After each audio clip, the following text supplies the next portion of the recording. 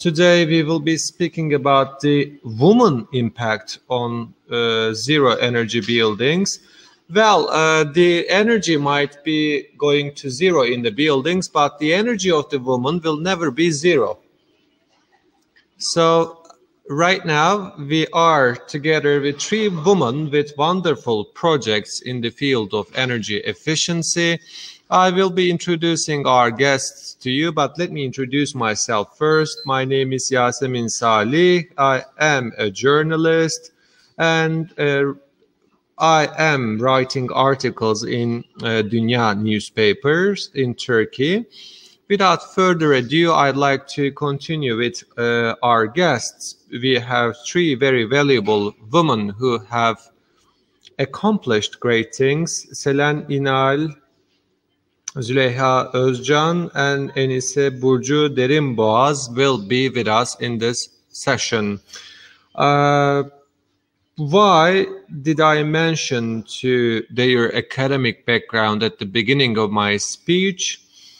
Well, most of the time there is such a prejudice I mean, women should be integrated to the technical subjects more so that they will be much more visible in those fields.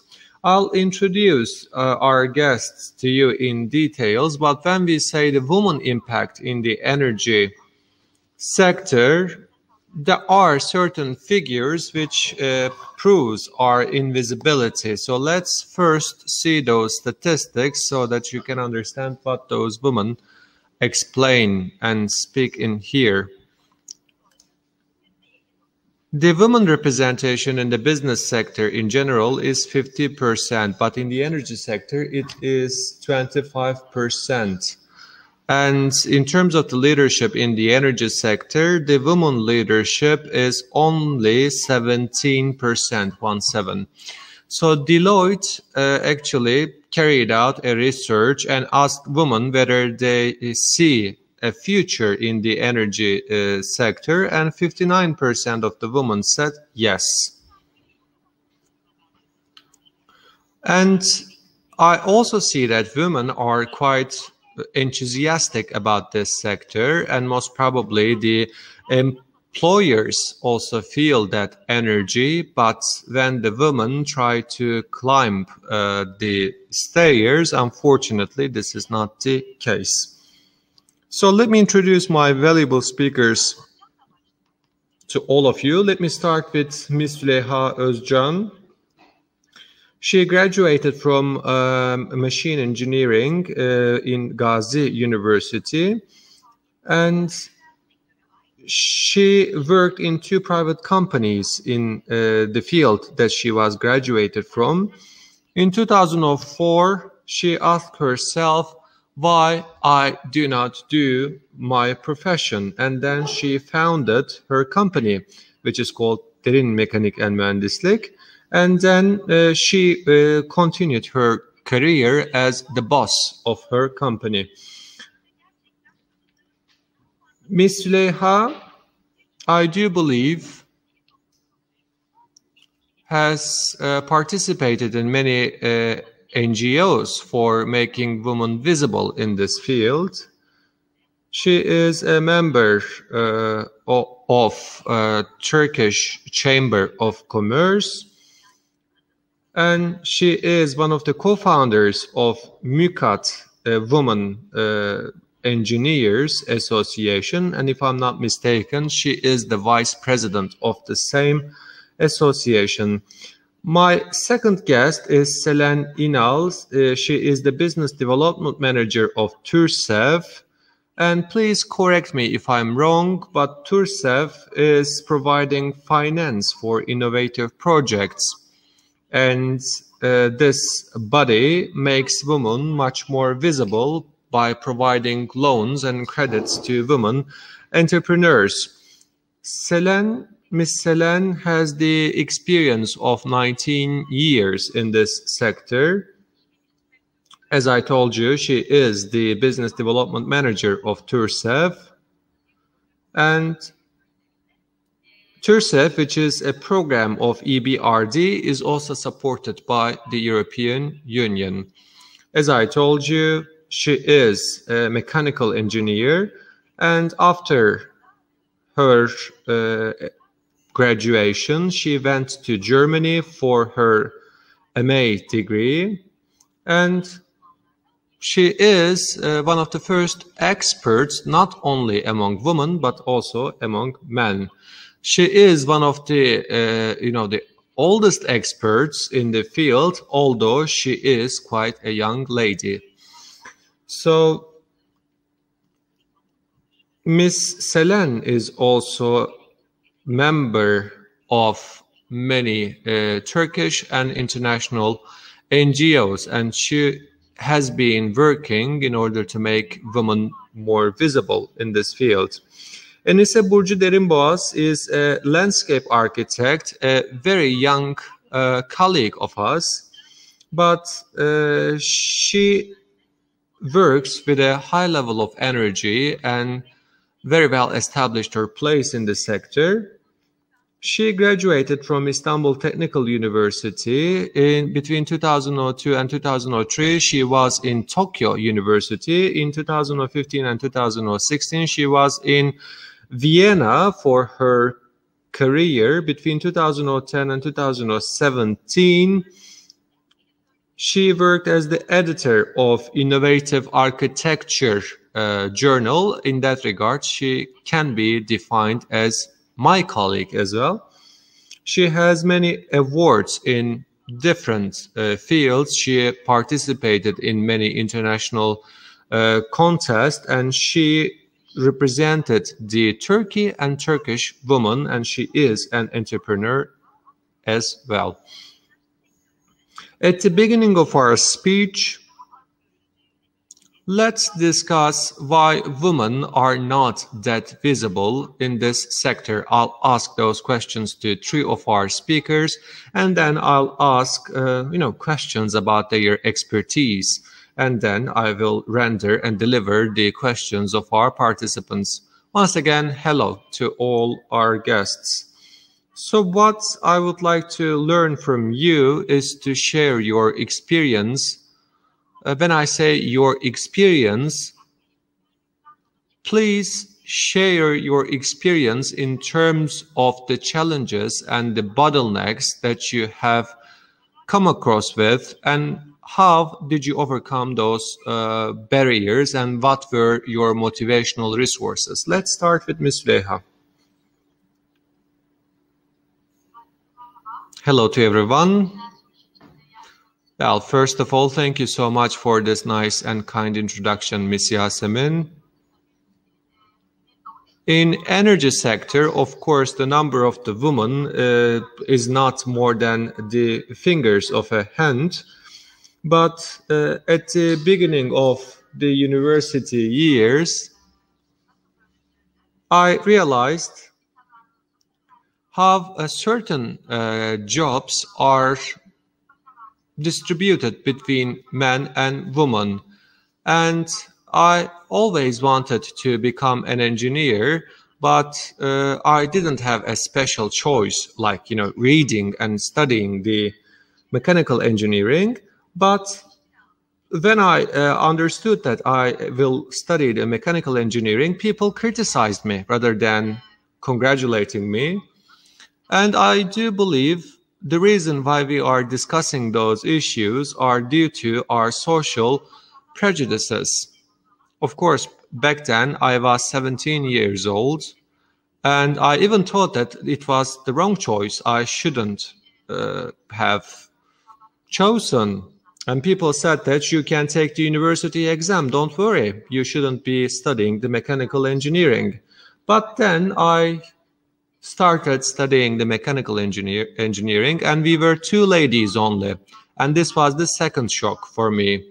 And I wondered why other ladies didn't want to study mechanical engineering. But after I started studying my department, the whole environment actually satisfied me, and I love my job, and actually I love working in my field. Of course, when you are one of the few in the department, then your visibility increases. I mean, the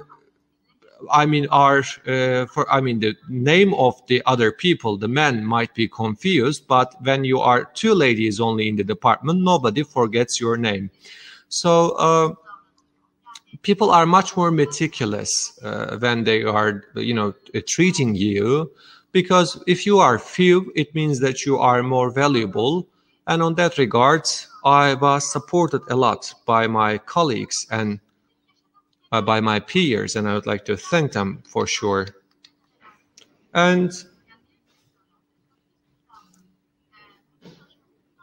we also know that the women employment is quite low in many sectors. This is a social problem. Well, there are many handicaps in front of the women even before they are being employed. This is the case for women engineers. Many questions which are not raised for the male candidates are asked for the women candidates because, generally the responsibilities of the family and the children are always on the shoulders of the woman. That's why they are asking whether we are married, whether we are engaged, if we are married, whether we are planning to have kids or not. So such kind of personal life questions are being raised for your future. It doesn't matter whether you are well educated and whether you will be applying for a senior management position. You are chosen and preferred less with a comparison to your male counterparts. And of course, there are very institutionalized big companies in the energy sector, and they are attaching significant importance for increasing the number of women employed in those companies. And they are putting lots of efforts and endeavors on that purpose. But we also know that the Turkish economy is comprised mainly of SMEs. When we say small and medium-scale enterprises, we mean companies with less number of employees, since those companies cannot employ many employees. They are thinking much more meticulously where they can make use of their women employees, and they are afraid of women employees because when women are becoming pregnant, they fear that they will lose one of their key employees. That's why the women are employed only in the more trivial departments like sales and etc. So this is one of the handicaps that we face with. And the third handicap is when we are trying to climb the stairs of our career. When women started working, I have to say that they are much more loyal to their enterprises where they work. They are much more productive and they do much more sacrifices. So if the woman work in a peaceful environment, it doesn't matter whether you promise her more or not, they will prefer not to change their working environment. As long as they are working in a safe and peaceful environment, the woman will choose to stay there. But due to their way of being raised, men are much more entrepreneurs, and they are much more aggressive when it comes to changing their jobs. But women tends to stay in their workplaces. But of course, after women having child, then all of a sudden we see a certain level of interruptions in their careers. And at that moment, after having a child, woman takes a decision of changing their trajectories with their careers. Well, apologies what kind of a turning point did you have before you founded your own company? Because I felt as if something happened. Yes, this was the case for me, actually. I have been working one of the strongest companies in the sector, and I have learned great things in this company, and I was very satisfied. But after becoming mother, certain attitudes towards me changed my opinion, and I have taken this decision of change obligatorily.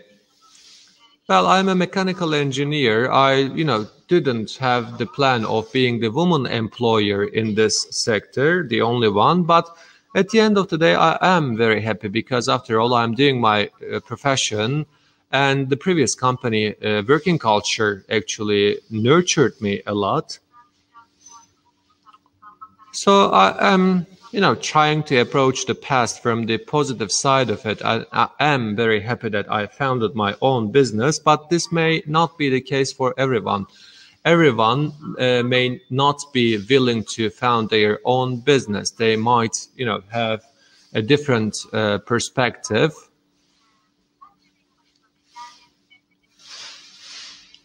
Again, I have many friends who have been working in such institutionalized big companies. They even became managers, but although they can actually go one step further and comes to a senior position, they actually took the decision of leaving their company. So you say that the first most important impact of changing your decision was becoming mother. Exactly, because the responsibilities of raising a child and a family is on the shoulders of the woman. After you become mother, also the perception of the company towards you changes as well. It doesn't matter how well they know you. It doesn't matter how productive and hardworking you are. A company all of a sudden thinks that, your mind is not at the office. So they believe that you cannot concentrate, and you, of course, feel that perception against you, and you have to take a decision of changing your position. But they have no idea how many things you can think simultaneously. Absolutely. Okay, let's stop here for a while. I will ask the same question to Ms. Selen. I do believe you didn't try out a different sector. You started your journey with the energy sector. So you are one of the few people who have experienced this sector from scratch. What kind of difficulties and barriers have you encountered? Did you hear criticisms like, why did you participate in this sector? Couldn't you do something else? Well, at the beginning, I didn't see such kind of criticisms. I actually received positive feedbacks. From the primary school to the end of the university, I actually, studied in very important schools, and many of my friends actually have chosen the same department. Istanbul Technical University, for example, my department has 50% of ladies. But it's not about social discrimination. As ladies and boys, we entered the university exams, and based on our decision, we actually started studying in those departments.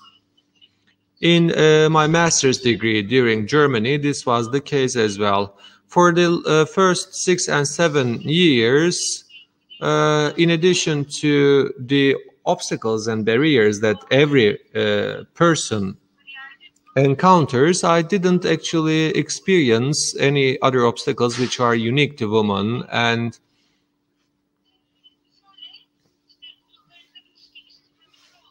as a business development manager at the age of 30, I quit my job, and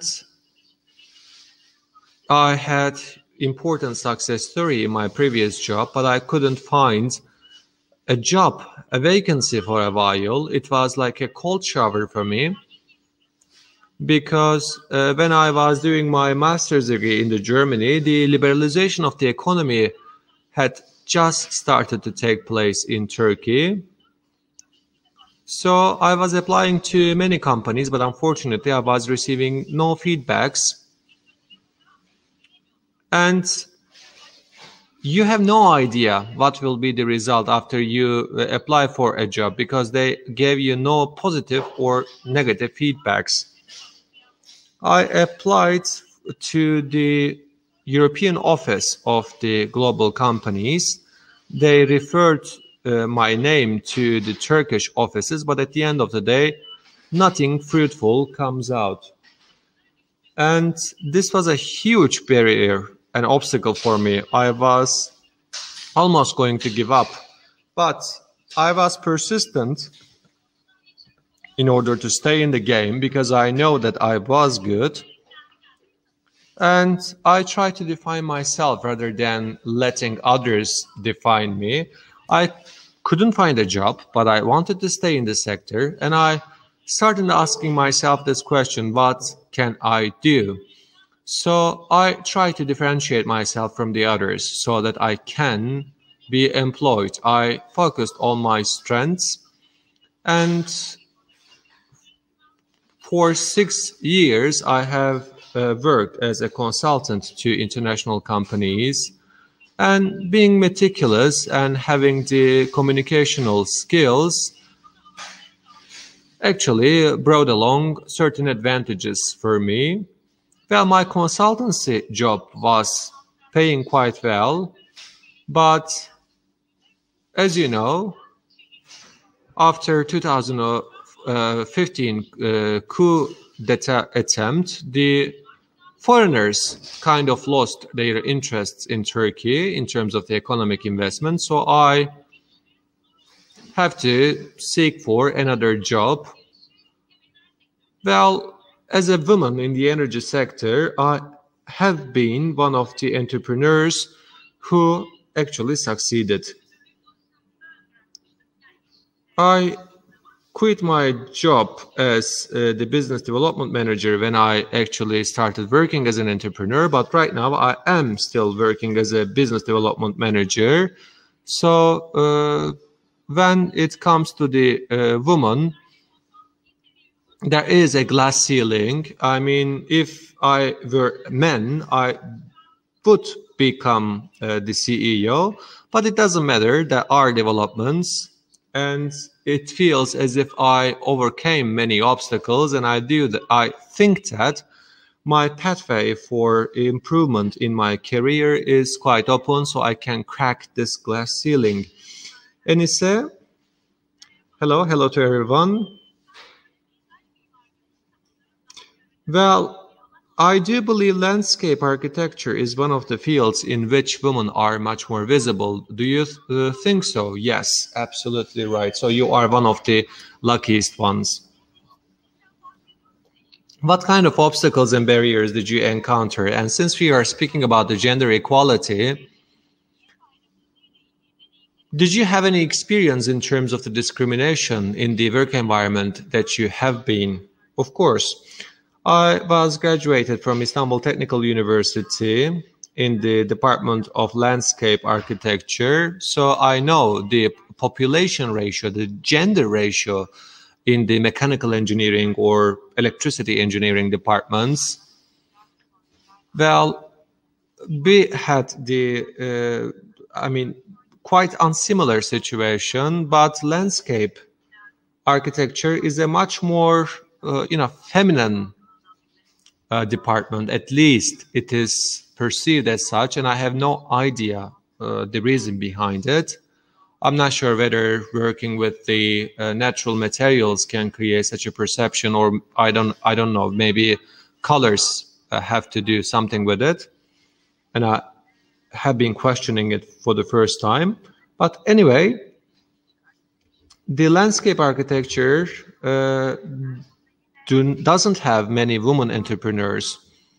So when we take a glimpse at the work offices, we will still see that men take the front row.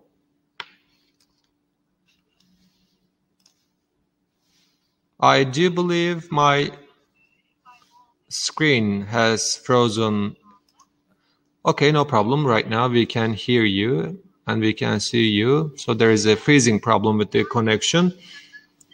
So anyhow, since the women entrepreneurs are low in number, was quite discouraging, because as a person who established her business at the beginning of her career, I do believe there is a problem with the internet connection. So let's go back to Enise later on so she can solve her problem. Maybe it's a regional problem because, internet became an integral part of our daily lives. That's why the internet connections might be quite problematic. Well, I can hear you, but I do believe I, lose connection from time to time. So I would like to apologize. Actually, my internet connection should have been much more stable, but if you like, well, we can hear you and see you. If you like, you can continue. It's up to you. Well, I was speaking about the least number of women entrepreneurs in the landscape architecture. I founded my business at a very early age. So I actually won a competition, which was, motivating me a lot. And our team was the only team which had a woman head.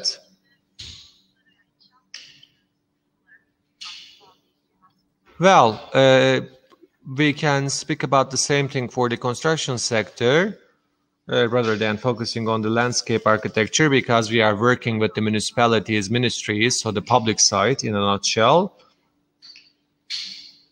I can also say that there has been many unfortunate experiences, so they didn't take me seriously. Maybe it has nothing to do with being a woman, but being a young person. But I never gave up. I still encountered with certain difficulties. They are not making an eye contact with me, so they are interrupting me, and they're not even listening to what I have to say. I still experience such unfortunate events, but the biggest difficulties bring along after becoming a mother, because a professional should be able to express her professionalism. Although I never stopped working hard, people all of a sudden has the perception that you became a mother right now, you cannot work efficiently, you have to pause a little bit. Well, at that moment, I was, thinking like having a 5 months or 6 months of vacation, because I was working day and night. So I had the biggest difficulties after becoming a mother. That's what I can say. And at the same time, since we have been cooperating with the public side, the dynamics were quite different than the private sector. So, dictating your words and your ideas is quite troublesome for the public side. But I'm never kneel down, and I actually accepted the rules of the game. So I'll never give up. So it is one of the barriers and obstacles that we have to overcome as women. Yes, landscape architecture is a female-dominated, environment, but as a part of the construction sector, we still work in an environment which is dominated by men. There is such kind of a dilemma. I have no idea why this is the case. Maybe we can discuss this in the second round. Thank you so much. So when we approach this issue from the perspective of the journalist, the issues with regards to gender equality has the news value in the past, and even today it has. The success story of a woman has the value of being a news 20 years ago and even today. But many technologies that we learned 20 years ago are old-fashioned right now. They are not even existed in our daily lives. Well, so many things are advancing so fast. Why couldn't we overcome this problem, and why the whole globe is resisting it? Maybe, I mean, as women and men are embracing that prejudices, but there is actually such a reason behind it, which is quite concrete. Let me share a story with you. There's an NGO working for visibility of women in business world, and there was a change of seat. And I asked a question to the new president, and about her dreams. You know, normally the economy journalists receive great answers to questions like that, and that lady told me that when I leave, this association should turn itself down, because, you know, we wouldn't have the need for an association that promotes visibility of women in business world. So why do we have to promote this through associations? So maybe we need a climate that we wouldn't need something like that. So this is what she mentioned, and it is perfectly correct. You know, a leader saying that I should leave this association, turning it down. That is the idea behind it. So, dear friends, why do you think, you know, this why is a very broad parenthesis, but why do you think we don't have gender inequality in the world, why it is newsworthy, and why are we still talking about glass ceilings? The answer to this question has to do with the perception of gender equality, rather the lack of this perception. When we say gender equality, you know, we're talking about equality in the roles that men and women take in the society. And in this regard, we have a long way to go. And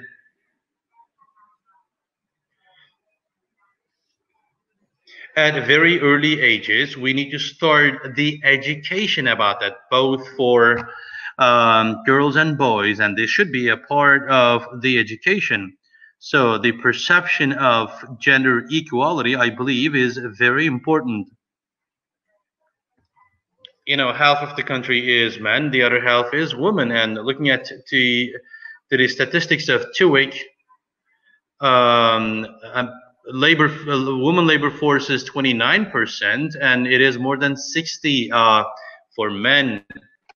So 57% of women, if the woman is not graduated from a university, it is just 27%. So women participation to labor force it just goes through a university education, high school and lower education. Women are employed in service sector as cheap labor. So we are limited in number as women entrepreneurs. And, you know, we have actually, compared to Europe, we have more women in the management level, so at the executive level. So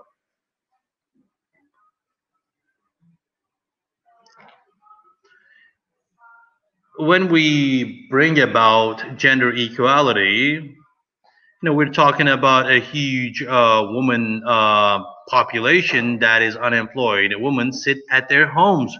So developed countries create policies to promote gender equality, and as they succeed in that, women enter labor force, and this basically contributes to economy as well.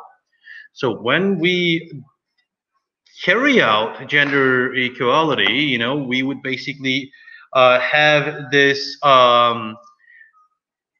potential sitting at home in the labor force. So we will have more employment, we will have better welfare, and we will have economic development. And it's not just in economic sense.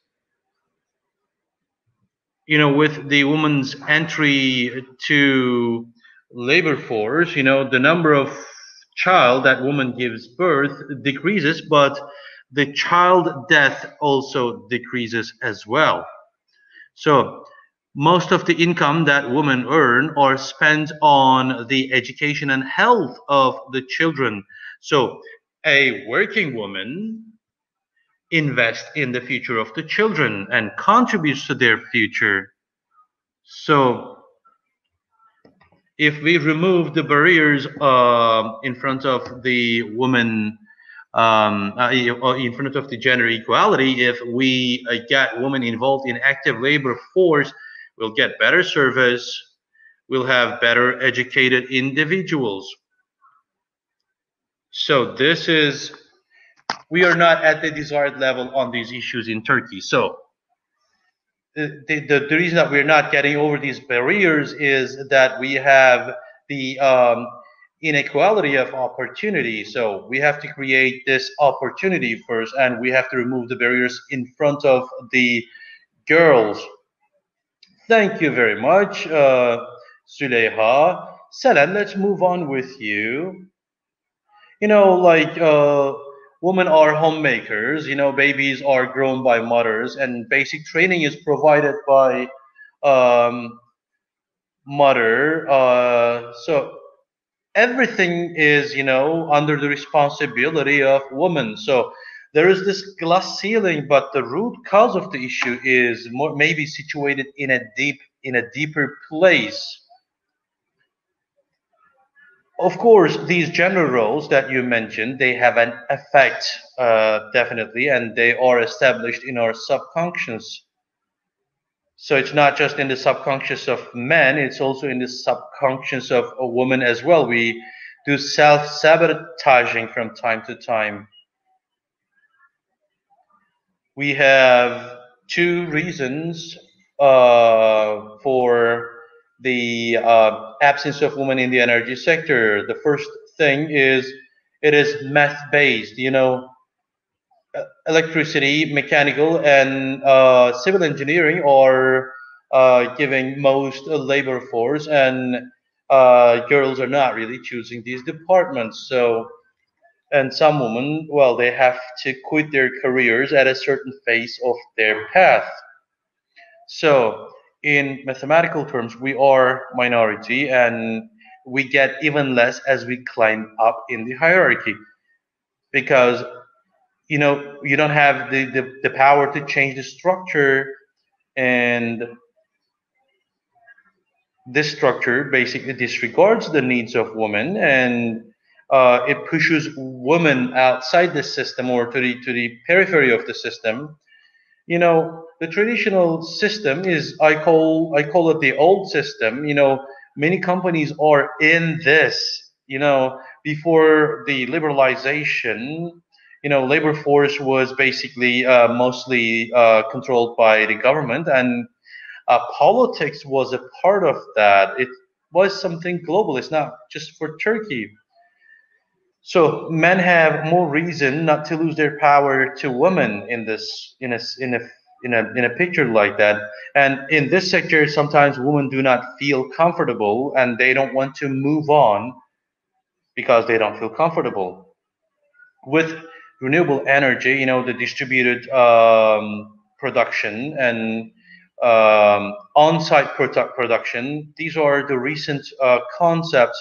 So energy production is being more dispersed at the base level, and this is basically more acceptable by women. But for SMEs entering the sector, the transformation, I say, has started. So I'm positive about the future.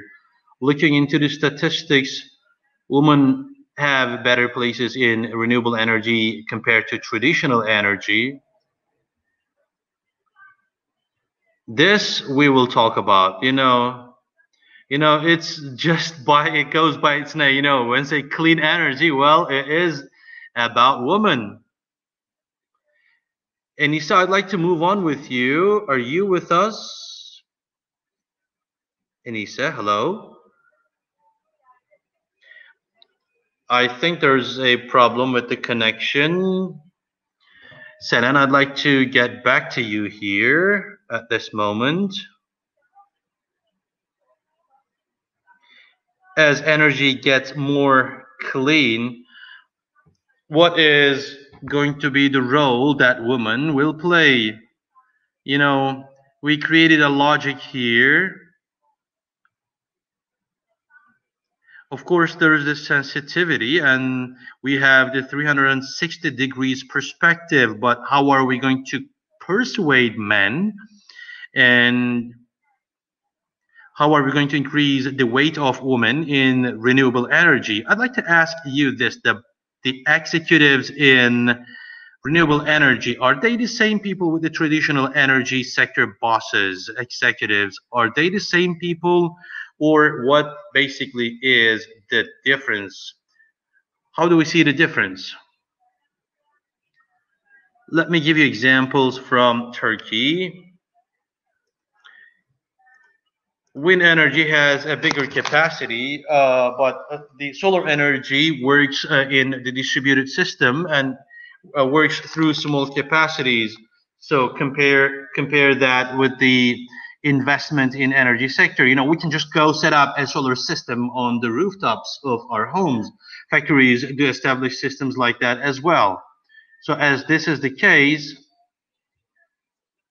the solar energy is kind of a small business for large companies, and they didn't enter the sector. And as they didn't enter the sector, they didn't inject their established mindsets.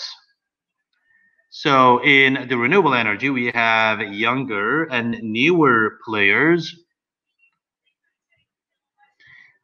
Within this sector, of course, there are less than ideal situations, but as it gets ever more established, it is in a better position now. So we have a different profile here at the renewable sector. So the first comers care about environment issues, carbon issues, and they have a philosophical perspective as well. And you know, at the beginning, solar energy did not have a high level of efficiency, so they entered the sector because they wanted to do so. It is the same for men and women, by the way. So when it is men, the executives of the sector, they are more innovative, and they have a different vision, and they have a more collaborative perspective in terms of working with women and the issues of women. And let me talk about the situation in Europe. You know, in the last year, there's an intensely discussed issue. It is called Green New Order. So they focus on renewable energy and environment issues, and a huge amount of incentives would be provided for this sector. So when we look into the woman that leads the sector, you would see a couple very strong women. One of them is Angela Merkel, and there is Ursula, the president of European Commission, and there is the CEO of Solar Europe. Well, we didn't used to see figures like that, but in these new policies, women can come to certain positions, and this is promising for both the world and Turkey. And he said, welcome back. Hello again. Hello. Let's move on with your sector. In the field that you are active, you know, women, you know, in the construction sector, it is a male-dominated sector, and you evaluated it in connection with that. And we were talking about,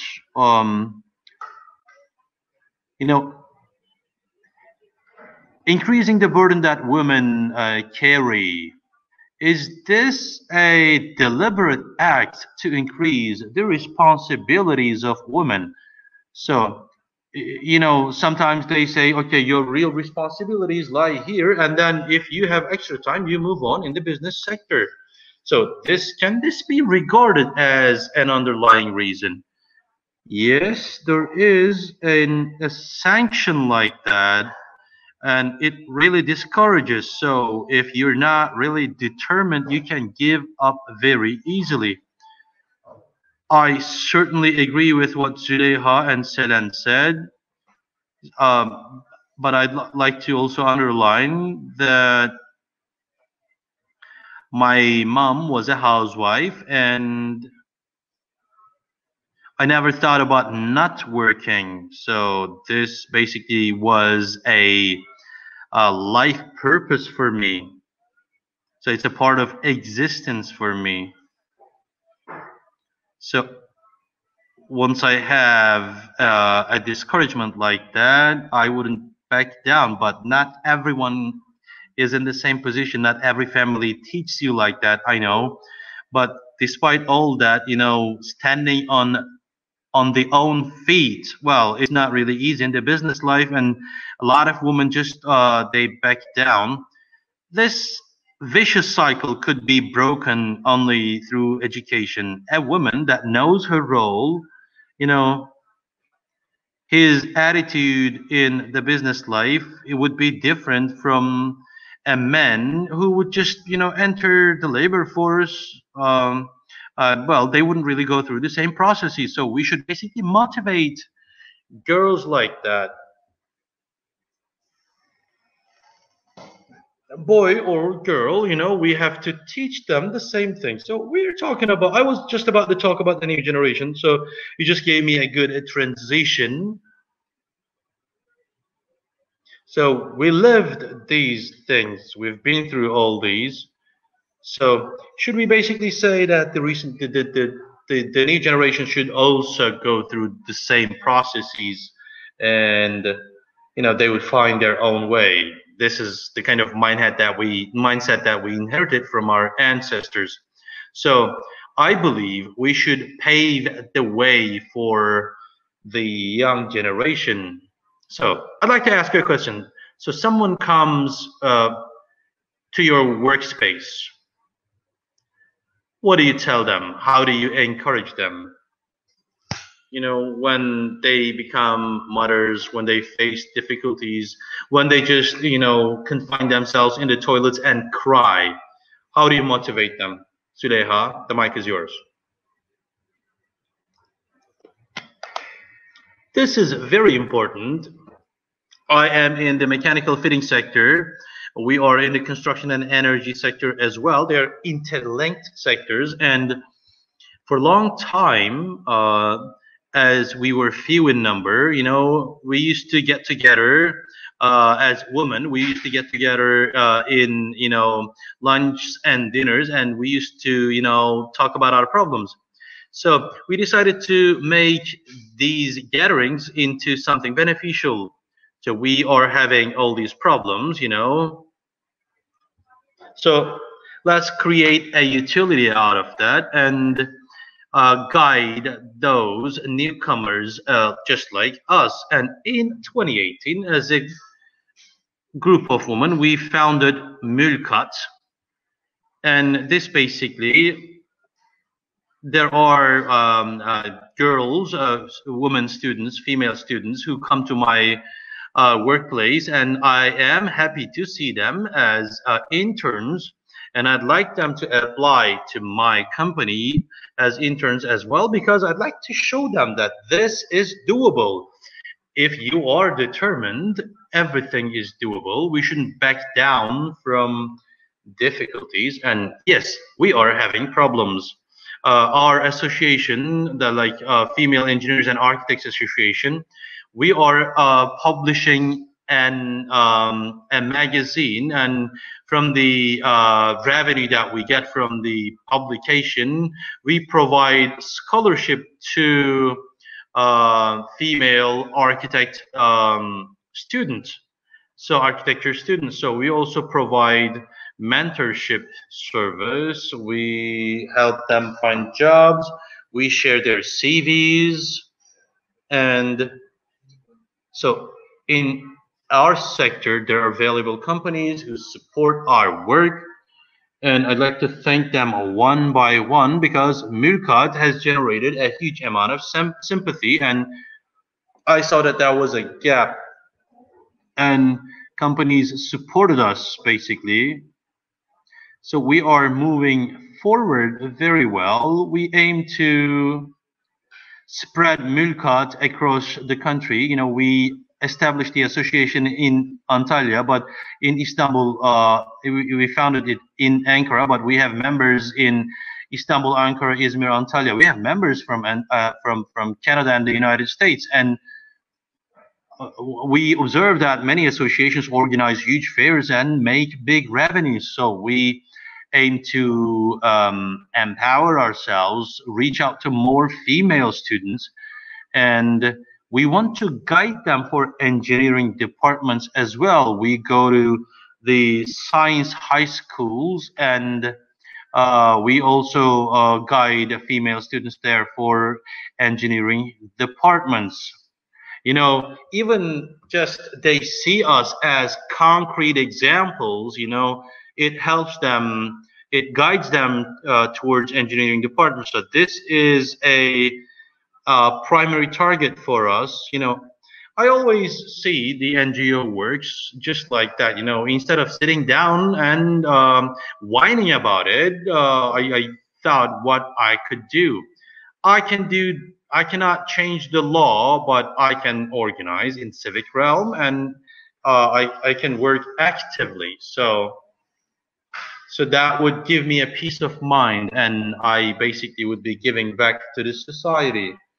So I care about the gender equality. There is the demand for engineering among female students. You know, women among mechanical engineers are less than 10%. Yes, but there is now a recent demand. The determination of the individuals and the work of NGOs are not going to be enough. So this issue should be supported by the state. You know, there is, you know, the birth leaves, for example, that looks like an advantage for a woman. But long-term birth leaves, this basically discourages the employer for women employment. So in the West, this birth leave is distributed to men and women equally. Yes, women would need more, but you know, sometimes we take like 1 year, 2 years leave, but it should be, you know, the responsibility should be equally shared. A father who deals with his children would have better empathy for his wife, and we would have healthier families. So this miscommunication, you know, the woman have the overwhelming part of the responsibility. So for this to be shared equally, state should take measures to promote that. That is how I think. Absolutely. Selen, you know, you have been working with national and international NGOs, and you are an activist. So can you talk about what is being done to attract female students to that sector and promote visibility of women in the sector? First of all, you know, I'm a member of advisory board. One of them is TTWRE. We have 1,300 members now. The other one is Wire. It's a Canada based international organization, and they are in Turkey, Middle East, and Turkic Republic. They're in expansion in this region. So this wire, the Canada-based one, is very strong, but it is very fresh in Turkey. So we're going to launch our activities through some collaborative activities. So we are at the planning phase now. So we would like to transfer the know-how from Canada to here because they have an established system and they have the experience. And we also would like to promote a strong international network of communication for Turkish women in the sector. The world is a little too interconnected to stay out of. So we can and should do certain things at the global level. And I also believe, you know, sometimes we are having problems and issues in terms of visibility, but we can be visible through international networks as well. And this visibility returns to Turkey. And this is how you get, is it just like that? Kind of, yes. It might have to be like. And this WRE, it was established in 2018. There is a good team, and we have successful, strong women, and they are open to collaboration. And in the last 2 years, we have been running great projects. So there is a mentorship program that we call Woman to Woman. We receive applications of mentor and mentee, and this project is going to be useful. There's this green cows, you know, we provide green training, and especially in the presence of COVID, you know, online communication came to the fore, but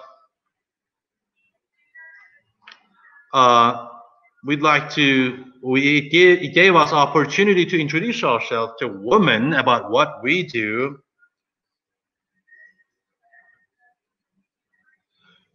And there are certain efforts have been spent to increase the know-how of women. Enise, I'm going to ask you a similar question.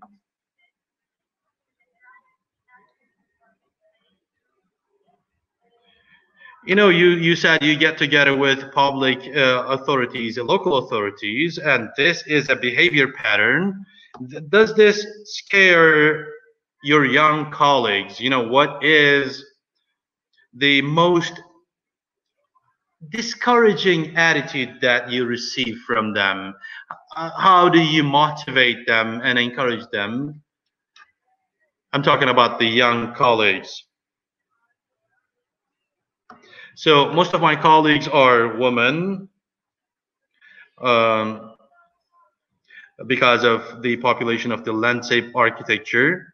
You know, most landscape architectures are, you know, they're women, and, you know, we feel like we're fighting like Amazon women. And about public authorities, I discovered something recent.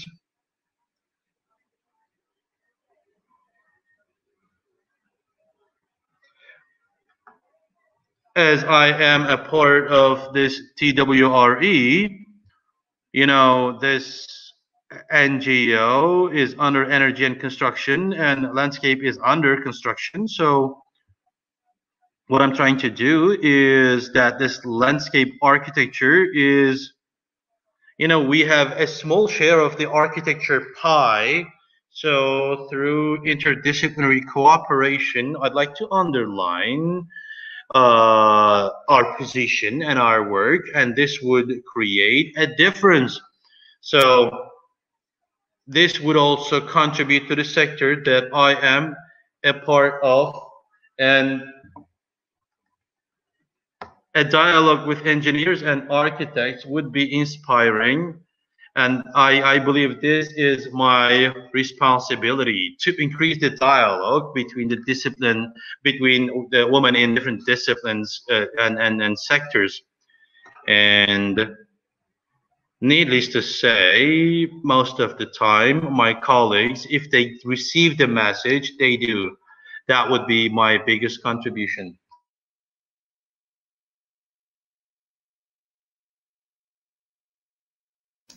Well, I do believe that the green landscape has a double effect for the landscape architecture. First of all, we spoke about the public places. They are much more visible.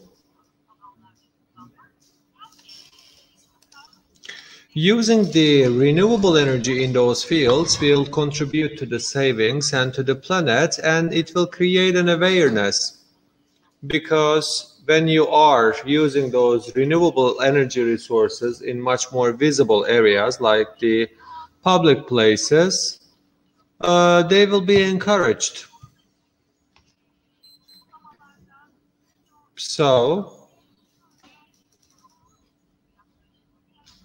this responsible approach and aesthetics understanding of the woman, I do believe, will create a double win situation. And I do believe the woman impact will be quite productive in that regard. And what kind of an additional value you can create in order to make women much more visible in the sector? Well, the landscape architecture is just like the exhibition area of the sector. It is much more visible, and it is actually a field where you can convey your message much more faster. So it is actually an area, a tool, which can make the renewable energy visible. But it is also an area which might be abused as well. In what respect did you say that? I mean, when you take a look to the arrangements in the public side in terms of the landscape architecture, they are not sustainable. They are consuming a lot of water. They need maintenance all the time, and they are not contributing to the ecosystem of the city. It might be an important, exhibition, but it is, as I define it, the plastic visuals. There are ecological ways of doing it, so we should change this aesthetics and choose something else. That's what I have been fighting for. Energy is like a subtitle of it, and this cooperation between these two sectors excites me a lot, and I do believe at the end of the day, we women can do it. Well, I also would like to approach to this situation from the perspective of an economist journalist, because I have realized that the romantic terms like sustainability and gender equality is still shaped by the company owners, and we should be explaining to them that you will make money out of it, because when you explain that, then they will realize that they will make money out of it, and this philosophy of employing women will bring along sustainability and extra profits can create the real difference. That's why, Ms. Züleyha, I would like to ask you the question. In order to break down the glass ceilings of the woman, what kind of steps should be taken? Do you think we should make the success stories of the woman much more visible? As we are approaching to the end of our session, I am trying to actually wrap up the session. Well, what kind of steps do you think should be taken so that the woman will be much more visible, but at the same time it will bring along additional profits to the company owners? Well, you are totally right. I mean, since this issue, the woman employment, has an economic aspect of it, we should make woman employment much more appealing for the employers, and also both sides should be enthusiastic about it. Of course, we have spoken about glass ceilings, but women in themselves have glass ceilings. They are not applying for certain positions, and I mean, as women, we sometimes have this prejudgments that we may not be able to accomplish many responsibilities at the same time. Well, many of my colleagues and my friends had to break their own glass ceilings and the glass ceilings of the companies, and they had to, you know, terminate their careers, either due to becoming mother, or, you know, sometimes they try to found their own business. Sometimes they, you know, stop working for the companies. But those women were very successful people who contributed a lot to their companies. If those obstacles and barriers didn't pop up in front of their careers, I definitely believe that their contributions would have been even higher. When we say that the Turkish people are going abroad, it is actually the brain drain for the Republic of Turkey. But it is also translating into the monetary losses for the companies, because experiences are not obtained easily. The wisdom doesn't fall from the tree. That's why those people were really important. I mean, when the company owners are taking a decision for promotion, it is obvious that the woman deserved it, but they are choosing less experienced latecomer men candidate for the promotion. And in that regard, the motivation of the woman for working in that environment is totally lost. Even if they stay in their working environment, their motivations are really damaged, and they sometimes, you know, quit their jobs. That's why we should be, you know, cracking our glass ceilings, and we should be pushing for more. But as you know, the ladies are always struggling for their career, starting from the family life. We shouldn't give up from fighting. And the new generation institutions definitely approach to this issue from a totally different perspective. Especially institutionalized companies are attaching significant importance to such issues, the trainings of the ladies as well. And there are even, you know, measurements. There are professional companies who are, you know, measuring the gender equality. And throughout such trainings, I have also observed, as being a part of the Gender Equality Society, we have carried out many studies with regards to gender equality. And when I had a chance to speak with a manager of a company, I understood that they hold many trainings in Europe, and after those trainings they realized that the woman employment rate in those companies increased. We were you know, going to invite them to Turkey, but unfortunately due to the coronavirus it didn't happen. Hopefully it will succeed. Well, as the technology use increases and the technology grasps our lives, do you think that it will be an additional value for further women employment? Well, after the digitalization, the differences based on the gender is already in decrease, and I can say that the digital world is providing certain advantages for the woman. Of course, throughout the pandemic and outbreak, we have the new normal and certain changing habits, and we have understood that we can solve our problems from our home office without going to the site. And I think that this will increase the women employment. And I presume there will be certain companies who will definitely empty their offices and they will work home office. Most probably with the digitalization, the gender differences and the gender gap will be much more closed. So, I mean, the companies will say that, I mean, if I work home office, I can, you know, employ women without any discrimination. Thank you so much. I would like to continue with Ms. Enise.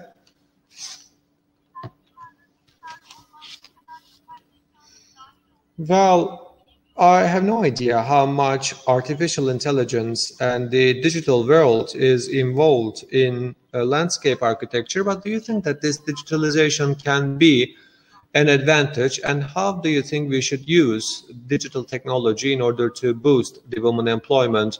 I totally agree with Ms. Züleyha, because pandemic can really create a positive impact for increasing the women employment.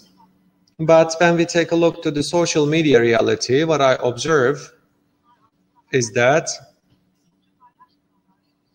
women do not share their lives in the social media. I mean, due to the fact that they don't have many time, but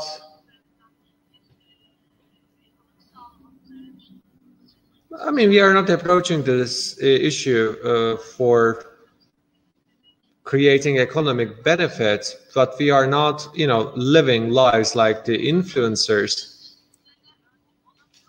So we cannot be role models for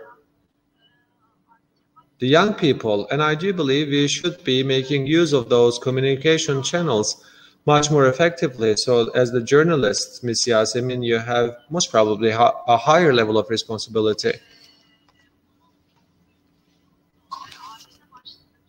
Well, many things, you know, start inside of the family, but, you know, many children set forth their targets after seeing from their family. So I do believe our impact on the social media is quite marginal. That's what I do believe. You are totally right. Throughout the outbreak,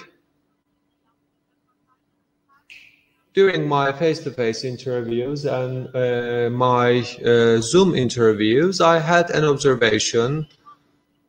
I mean, the companies who do not need cameramen started employing them, because as the sales started to take place in the online media, the companies try to present the visuals of every tiny parts of their companies to their target groups. Well, even in the meetings that I actually went together with my cameraman, I also see that the cameraman was present on my counterpart. And when I asked for the reason, they said that the visuals are everything right now, and they have to present and convey their messages through different ways. And most probably, I do believe the women entrepreneurs should benefit from those techniques. And as you said, the visibility of the in the social media should be the thing that we should be focusing on. Of course, we have to update ourselves in terms of our communication skills in the social media. Well, Ms. Selen, most probably the NGOs, do you think that they should speak about more their activities? You are in touch with women entrepreneurs. Maybe we can make their voices heard, and in that regard, extra activities might be carried out. What do you think? So at the end of the day, we have to change something by making use of the probabilities and opportunities created by the pandemic. Yes, we can turn the crisis into opportunity, and I do believe that is exactly what we are doing right now as the women platforms in the energy sector. But in addition to those bodies and enterprises, And personally, we should be sharing our activities in the social media. I have been doing this, and sometimes I even think whether I am doing a lot of it. Well, people are much more humble.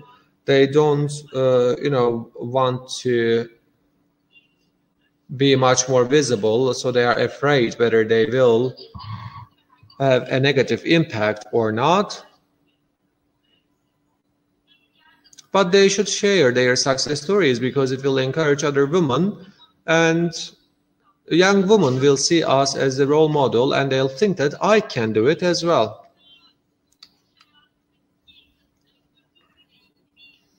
With regards to the visibility of the woman in the business world, I'd like to make a comment, because what we see in the social media is also observed in the real life. Although they are not in front side, we see that women are more goal-oriented. They have a more systematic approach, and they can focus on their careers. But as they are dealing with all those stuff, they might lose all their energies for expressing themselves. They lose lots of energy, and they have responsibilities in their private lives, inside of their homes, and that's why they are not sharing their success stories in the social media. And Miss Oya spoke about it as well. So rather than promoting women, the employers are promoting men managers who can market themselves better, although they are least experienced. So the woman can really having the back of the men who are not as experienced as they are. So as we have the chance of using social media throughout the pandemic, we should make the most of it, because we don't have to travel. We can share our success stories from just one click. So rather than spending all of our time through travel, we can use the social media, and we have to benefit from it. So we should be making all of our success stories visible. Perfect. We are adjourning our session. Well, I would like to adjourn the session after receiving one message from each one of you. We have to be much more visible in this sector because, Ms. Züleyha, we have to be much more visible in this sector because we deserve it. Women are more detail-oriented, more loyal, more hardworking, more meticulous, more trustworthy. The bank representative said to me that we prefer women entrepreneurs because they are loyal to their debts, so their credibility is better. This is what we have observed, he said. So there are many positive features that the women have. That's why we should be much more visible, and we should never give up. Miss Selen. So I would like to conclude as follows. As women, we are not asking for positive discrimination. We don't want any discrimination at all. So we have experience and skill set, and we do, nice things, and they should be much more visible. So they don't have to positively discriminate the woman. So I only want them not to be obstacles. So it's just like this Turkish saying, as long as you are not actually presenting any barrier, it will be more than enough. So we should be much more visible as women in this sector because as women, we should be much more visible in the sector because the future of our world and our children needs it. Perfect. Well, I do believe that we were very visible as possible as we could today, with all of our sincerity. Hopefully this will be the case for the future, and we do believe that we will contribute a lot to the sector. And we are not asking for any discrimination. What we ask for is to take what we deserve and to reach out to the positions that we deserve and materialize our dreams. Thank you so much for being with us. It was a wonderful and very informing session. I would like to congratulate all of you. Hope to see you again. Thank you so much. It was a very enjoying session. Have a nice evening. Thank you so much. Bye-bye.